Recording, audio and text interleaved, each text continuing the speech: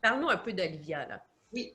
Donc, Olivia, c'est la petite dernière. Olivia a eu 10 ans en septembre.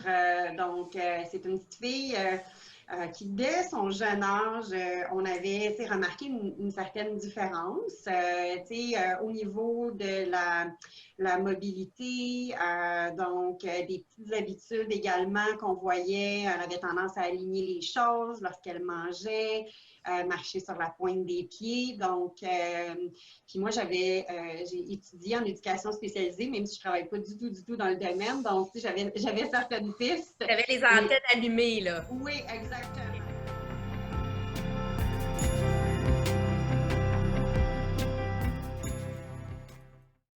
Bonjour Olivia, merci de venir nous parler aujourd'hui. De rien. Olivia, donc toi, tu joues au hockey, mais là, pas présentement parce que tu ne peux pas jouer, là. Non. Est-ce que tu t'ennuies de jouer au hockey? Oui, un peu, parce que comme on n'a pas grand-chose à faire à part l'école. J'avoue. Toi, tu vas à l'école à tous les jours? Oui.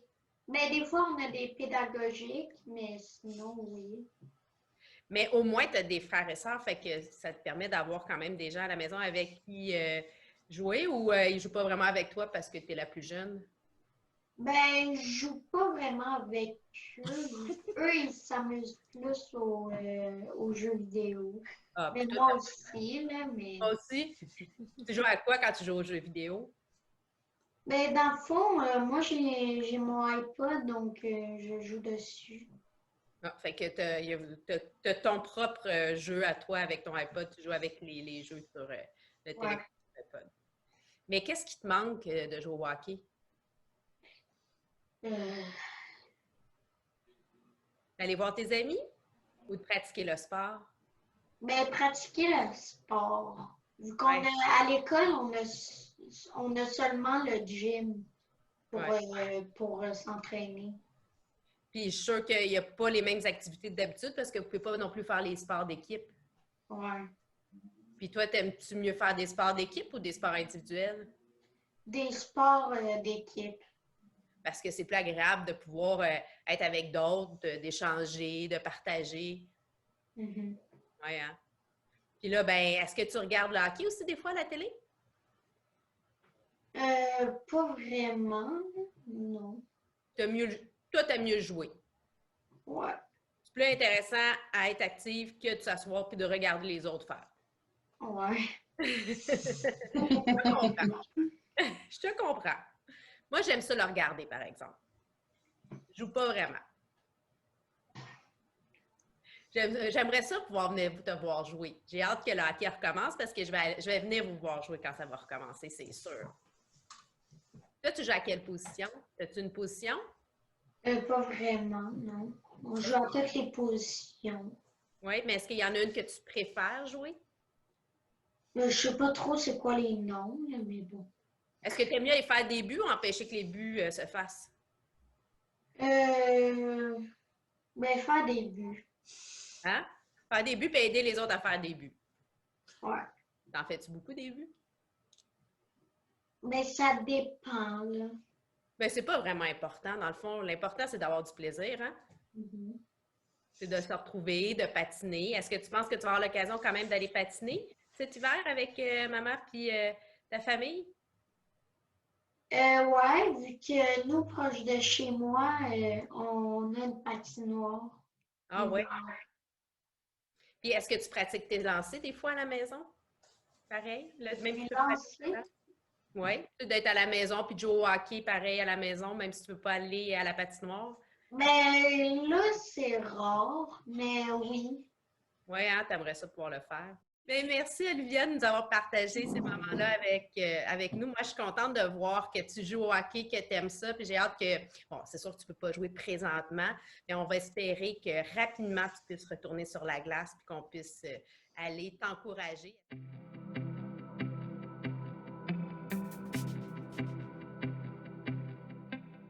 avec Olivia, là, c'était une de nos premières filles, premièrement, quand Mélanie a décidé d'inscrire Olivia. Et dans mes premières années d'expérience de coach, humblement, je commence comme tout le monde, je gravis les échelons.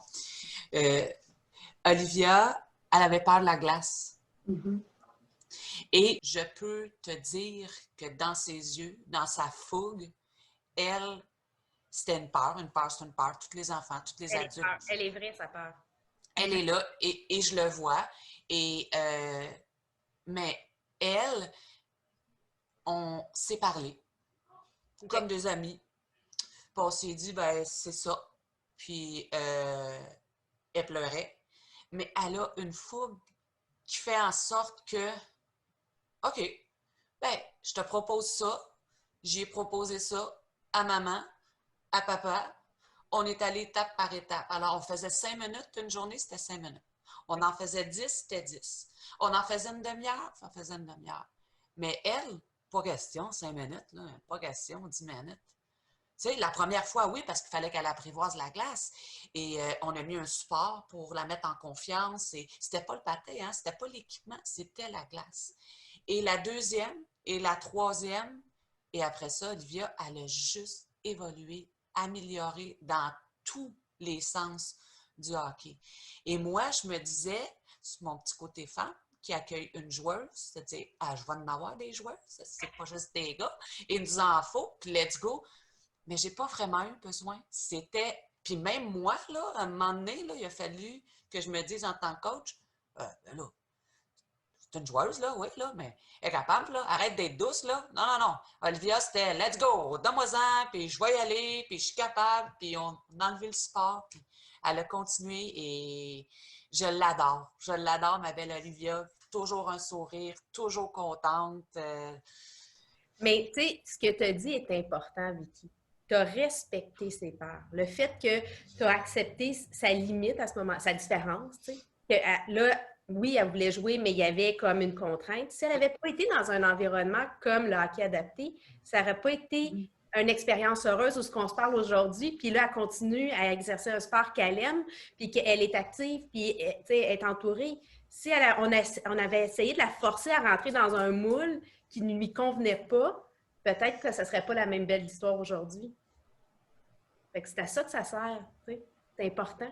C'est l'essence même du hockey adapté. Chaque jeune, que ce soit une fille, un garçon, tu sais, c'est de 6 à 17 ans. Donc, ils ont aussi leurs difficultés, ils ont leurs forces et juste qu'elle embarque sur la glace, d'apprivoiser ça. Et le reste, papa était tout le temps là de toute façon, maman était tout le temps proche. Et, tu sais, pour le parent, que l'enfant puisse bâtir un lien puis évoluer avec un autre adulte, prendre contact, là, ça rassure. Parce que Mélanie, elle l'a dit, quand l'école arrive, après ça, la vie d'un humain déboule. Puis le côté social, les liens que tu tisses avec les gens, de comprendre leur interprétation, leur langage, c'est un must. Avec Olivia, c'était juste une question de temps. Et pourquoi j'aurais pressé les choses de toute façon? Pourquoi qu'on presserait les choses quand l'optique du hockey adapté, c'est de faire découvrir un sport, une initiation, mais tout l'autre aspect évolutif d'un humain, d'un enfant, le côté social, la texture des équipements, des fois, ça fatigue un velcro. Il y a toutes ces petites choses-là que nous, on prend en compte et qu'on va tranquillement, pas vite. Puis au bout d'une saison, on a réussi une affaire, c'est la victoire totale, là.